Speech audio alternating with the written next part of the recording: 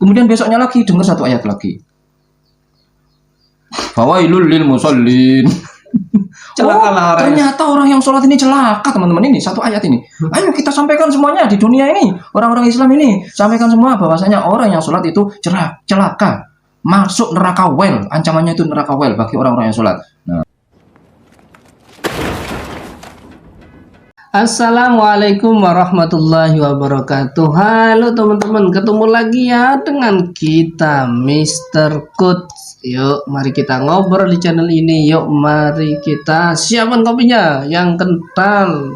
Ngolah pikir dengan share, serius tapi santai. Lagi karena tidak akan ada lagi dialog-dialogkan, jebak-jebakan. Bukan cuma saya yang dijebak, Ustadz Ali Musri juga dijebak. Masya Allah. Nggak mau dialogkan katanya bos. Nggak mau dialogkan, nggak mau dijebak-dijebak. Giliran dijebak gitu cerita, ya kan? Giliran kena jebakan kami nggak cerita. Oh saya dijebak teman-teman dulu sama Mr. Kut, dikiranya hadis doib ternyata sok. Di Semenak itu berdebat dengan Isur Ramli, yang itu tokoh NU itu. Saya pernah berdebat dengan dia. Saya itu diundang tanpa diberitahu, dijebak, disediakan video. Sampai sekarang nggak berani menyebarkan videonya, Pak. Nggak berani menyebarkan videonya karena saya bantah semua tulang-tulang fitnah dia. Di video, tapi mereka tidak mampu menayangkan videonya, tidak mau.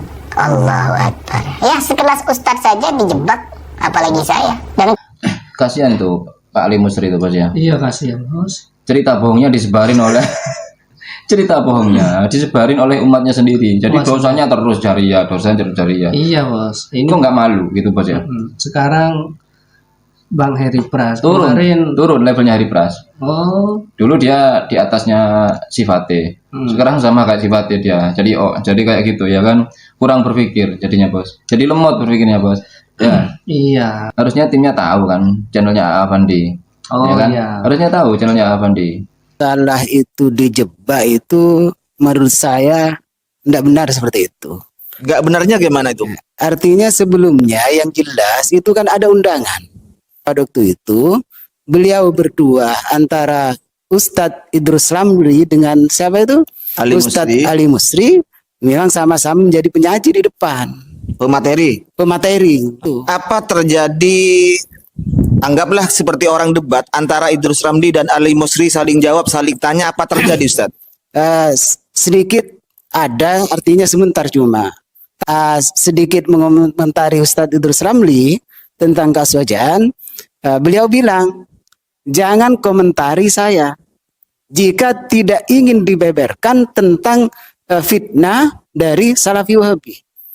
Akhirnya yang diam itu Pak Ali Musri. Iya, yang diam Ustadz Ali Musri sendiri. Itu adalah bohong belaka berarti. Ya, bohong itu kan sampai diam katanya semua itu kan. Iya. Tidak membantah setelah dibantah oleh Ustadz Ali Musri. Yang diam sebaliknya. Artinya diam tidak mengomentari Ustadz Idrus Ramli itu adalah Ustadz Ali Musri. Itu karena mereka sudah dibantah oleh Ali Musri, maka video yang dipersiapkan, syutingan yang dipersiapkan orang NU itu termasuk Idrus Ramli tidak berani untuk mempublikasikan karena sudah dibantah semuanya oleh Ali Musri. Gimana ini maksudnya Ustaz? Artinya syutingan itu jarang sekali kecuali orang-orang tertentu yang punya atau yang kondang yang punya syutingan itu. Berarti belum ada TikTok dan YouTube Ustaz? Oh, enggak ada pada waktu itu. Kalau YouTube ya mungkin ada, tapi enggak banyak, enggak ngerti seperti sekarang. Tapi kalau TikTok enggak ada. Intinya mereka itu ahlul fitan. Karena mereka ahlul fitan, maka mereka harus pandai berbohong teman-teman. Walaupun itu berbohong terus disebarkan. Walaupun bukti sudah ada terus disebarkan. Siapa targetnya? Ya orang-orang bodoh gitu loh. Orang bodoh ngumpul sama orang bodoh. Ya kan? Iya. Kebodohan Pak Ali Musri di-share oleh kebodohan Heri Pras dan dipuja oleh orang-orang bodoh di bawahnya. Begitu teman-teman ya. Nah, sampai saat ini aswaja itu terbuka. Kalau mau debat, itu silakan gitu loh. Silakan. Ini korporat kayak gitu giliran diajak debat nyungsep katanya nggak boleh kumpul-kumpul dengan ahli bid'ah ya kan. Saya juga bisa cerita. Bos ya. Saya pernah melawan Evander Holyfield. Iya Pak, beneran Pak. tak pernah diupload. Dulu saya pernah Pak tinju melawan Evander Holyfield, ya kan? Saya hajar itu habis-habisan Evander Holyfield itu nangis Pak itu Pak. Tapi karena Holyfield itu kalah Pak, malu mereka Pak. Nggak diupload videonya itu nggak ada Pak. Ya mesti nggak ada lah. Yo, orang yang percaya cerita model kayak gitu, ya hanya orang bodoh kan begitu.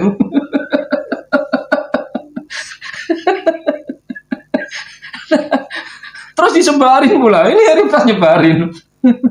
Giliran Evander Holyfield denger cerita itu, siapa ngomong, siapa, ayo sekarang duel, alah gitu.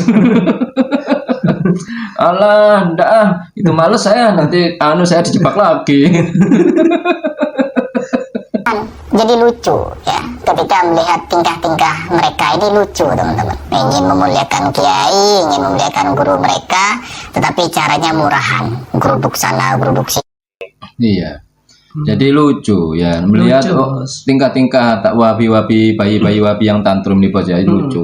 Ingin memuliakan manhajnya dengan menebar fitnah, menebar kebohongan, caranya murahan, receh, kampungan, norak, bos ya. Iya lucu bos. Ya, biasanya kan orang-orang yang termakan fitnah bos ya, kan biasanya memang orang-orang pendidikannya kurang itu bos ya. Iya. Literasinya juga kurang juga bos. Saya nggak mengatakan literasinya dia secara keilmuan, secara intelijensi enggak.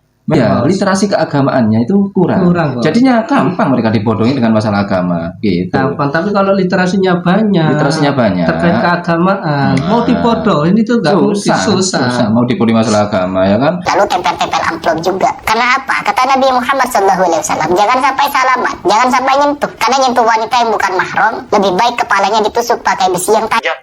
Mana bohong. Nggak pernah tuh Nabi Muhammad mengatakan siapa yang menyentuh pakai kain. Nggak ada.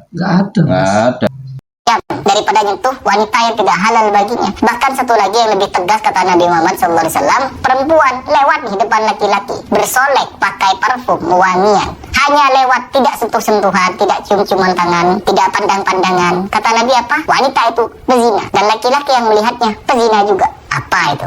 Parah ini. Langsung pokoknya ya, kalau hari plus belanja ke swalayan ya bos ya, kasirnya perempuan bayar, cambuk tuh hari plus tuh zina, cambuk 100 kali.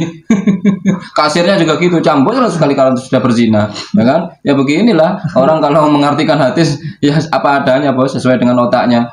Tujuannya karena apa? Tujuannya bukan untuk mengkaji hukum, tujuannya karena untuk menghakimi orang lain. Jadi kayak gitu. Nyampaikan hadis adanya, pokok yang penting ada hadis untuk menghakimi orang lain, walaupun dia hanya tahu sekelumit, artinya bos langsung aja hantam gitu bos ya. Padahal mungkin yang dimaksud di situ zina mata bos ya. Iya. Zina apa bos, zina telinga, banyak lah ya, banyak.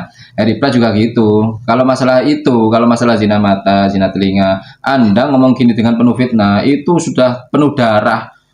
Mulut Anda itu sudah penuh darah. Sok-sokan zina katanya. Ya kan, yang dimaksud zina mata, zina telinga, jangan itu. Mulut Anda ini sudah sering memakan bangkai saudaranya sendiri. Soal-soal sekarang bawa hadis zina mata, zina telinga, bos ya. Kekerasan. Sebenarnya kalau saya cinta kekerasan, bisa saja saya itu mengumpulkan murid. Bisa saja. Bahkan bukan cuma murid teman-teman. Orang-orang di belakang saya juga tidak sedikit. Kalau saya mau anarkis ya, teman-teman saya Heri Plus kalau mau kekerasan bos, punya beberapa murid ya bos. Banyak muridnya bos. Tersebar di 140 negara bos, dia bos. Ya, hampir di 200 negara lah tersebar. Bukan hanya murid-murid, dia punya orang-orang di belakangnya, termasuk Bill Clinton, George Bush, itu termasuk PBB, itu suka sama Heri Plus tuh, mendukung Heri Plus itu. Termasuk PBB, termasuk Raja Salman ya, dukung Heri Plus dia. Heri Plus, cuma Heri Plus nggak mau karena cinta damai. Nah, beliau cinta damai, duta damai dia, duta kedamaian. Ya. Saya tidak cinta keramat ya teman-teman. Meskipun keluarga saya sering ziarah-ziarah seperti itu, saya milih tidak ikut karena saya tidak hobi pengkeramatan seperti itu. Jadi memang hadisnya sudah jelas ya. Kullu syai'in muyassarun lima khuliqalahu. Segala sesuatu itu pasti akan dimudahkan kepada suatu hal yang mana dia memang diciptakan untuk kesana. Memang dari awal kan Heri Plus berarti nggak suka ya ke makam-makam keramat-keramat ya kan. Jadi memang dari awal Heri Plus ini memang diciptakan oleh Allah untuk gabung ke Salafi Wahabi. Tergantung niatnya. Dia niatnya kalau ke Wahabi itu cuma untuk biar dibolehkan poligami seumpama bos ya, seumpama ya susah teman-teman. Jadi walaupun kebenaran kita tampakkan susah, karena tujuannya itu masuk Wahabi. Itu tujuannya biar mudah poligami seumpama. Jadi nggak bakal menerima dalil-dalil semua. Soalnya di Aswaja susah poligami wanita-wanitanya bos, bisa marah. Tapi kalau wanita-wanita di Wahabi kan sudah terdoktrin bahwasanya itu adalah surga. Kita dakwahkan, balighu anni walau ayat, sampaikan dariku meskipun satu ayat. Sebelum kita menyampaikan, terapkan dulu, dan begitu. Balighu anni walau ayatan. Balighu. Ini yang membuat orang-orang muslim banyak tersesat, Bos. Iya, Bos. Bayangin saja kalau seumpama orang muslim dunia melakukan ayat itu, Balighu ayat. balighu anni walau ayatan, tapi pengertiannya beda. Harusnya kan kalau sesuai arti balighu anni walau ayatan, Sampaikan. ya, sampaikan dariku walau satu ayat. Suruh nyampaikan saja. Bukan artinya malah dipelesetkan menjadi hakimilah orang lain dengan satu hadis. Nah, itu kan yang Anda lakukan sekarang gitu loh. Ya Bos ya. Hakimilah orang lain dengan satu hadis. Nah, itu. Atau berdakwalah dengan satu hadis. Nah, itu sesat semua orang-orang. Bayangkan aja, orang-orang awam itu rata-rata orang awam, seawam-awamnya orang Islam pasti dia hafal 1-2 hadis, Bos. Terus semuanya berdakwah. Kacau. Ya. Kacau, Bos. Ya kacau kan? Kacau semua. Jadi nanti banyak orang-orang awam yang hanya hafal 1-2 hadis menghakimi orang yang hafal ratusan hadis bahkan ribuan hadis. Kan aneh. Kemudian orang yang hafal 1 hadis ini didukung benar. Kenapa? Didukung oleh orang-orang yang sama-sama hafal 1 hadis. Jadinya orang yang hafal ratusan hadis kayak terkesan salah. Saya langsung terapkan dan saya langsung dakwahkan. Karena apa? Kalau Jadi Hari Plus ini langsung terapkan, langsung dakwakan. Umpamanya Hari satu Plus hadis langsung terapkan, dakwakan. Kan susah terapkan. Jadi Hari Plus ini nanti mendengar ayat begini. Wa qatilul musyrikina kafah. Habisilah semua orang-orang musyrik secara keseluruhan, langsung sudah. Hari Plus bawa apa langsung besoknya jadi psikopat dia. Ya. Kemudian besoknya lagi dengar 1 ayat lagi.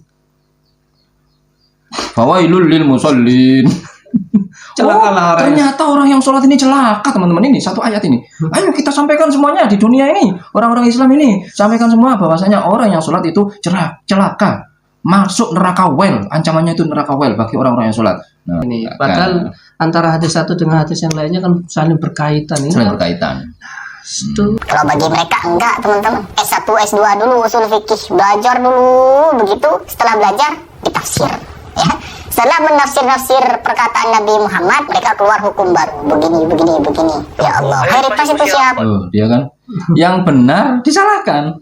Ini masuk ke kategori sesat yang ancamannya kata Nabi, siapa yang mengartikan ayat Al-Quran sesuai dengan kehendak nafsunya saja, kehendak pendapatnya saja, maka falyatabawa maq'adahu minan nar. Padahal disiplin ilmu itu kan banyak, hadis, ada asbabul wurudnya, Bos. Iya kan?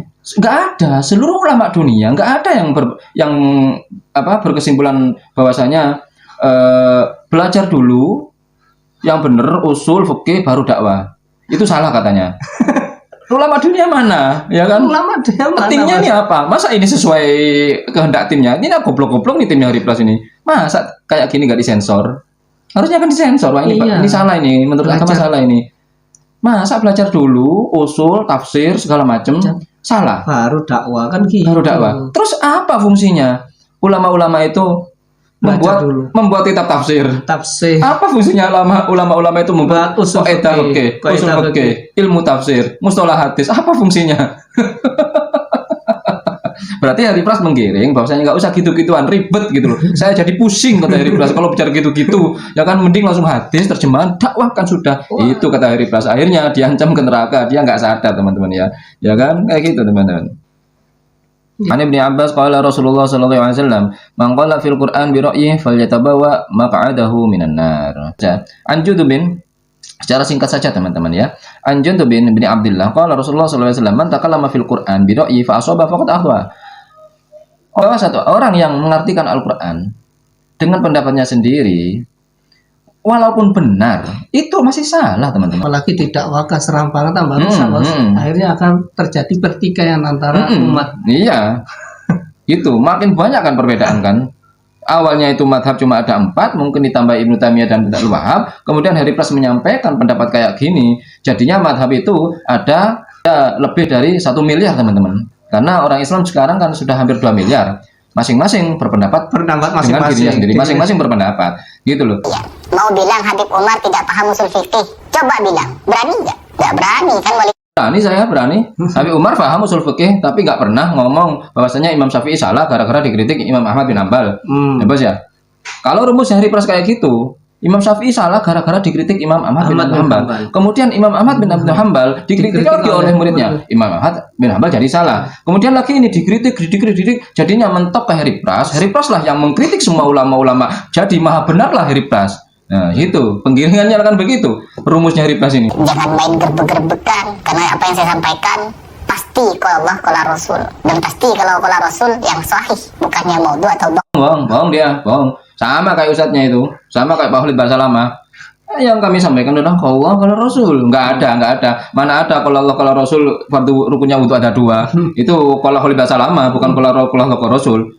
Ini durasi Hari Pras di satu video aja sudah 13 menit. 13 menit. Yang dia sampaikan hadis tusuk besi, zina, nggak sampai 1 menit. Terus yang 12 menit kemana? Kalau Rasul nggak ada, semuanya dabrus saja, ya kan? Dabrus penyesatan, kayak gitu-gitu. Bahkan menentang Quran dan hadis. Ya kan? kemana? Yang sahih saja kebanyakan belum dipakai, belum diterapkan, mau pakai yang dhaif. Ya Allah. Betul sekali, bos. Yang sahih saja nggak dipakai, contohnya hadis tentang haul itu, bos, nggak dipakai itu, bos. Ya kan, contohnya hadis Nabi pernah dzikir dengan lagu-lagu, nggak mereka pakai bos itu bos, ya kan, malah dia nyeleksi hadis sahih ini kalau bisa didoifkan gitu mereka itu teman-teman. Seleksi doifkan. Harus ada generasi Albani selanjutnya yang menjadikan hadis makin sedikit. Yang sahih ini, yang paling yang nggak sesuai dengan kita, doifkan. Gimana usahanya? Gimana begitu teman-teman ya. Oke lah. Saya malas jadinya mereka itu, tapi nggak capek saya untuk menjelaskan mereka itu, nggak apa-apa, nggak capek lah. Ya barangkali kalau walaupun bukan Hari Pras yang sadar, mungkin yang lain bos ya. Oke bos, itu saja bos. Ya mungkin saja obrolan kali ini mudah-mudahan bermanfaat, mudah-mudahan mencerahkan, mudah-mudahan kita berpikir lagi dengan jernih. Ayo berpikir, yang baik-baik semuanya datang dari Allah, yang jelek-jelek datang dari kami. Mohon maaf. Wassalamualaikum warahmatullahi wabarakatuh. Waalaikumsalam warahmatullahi wabarakatuh.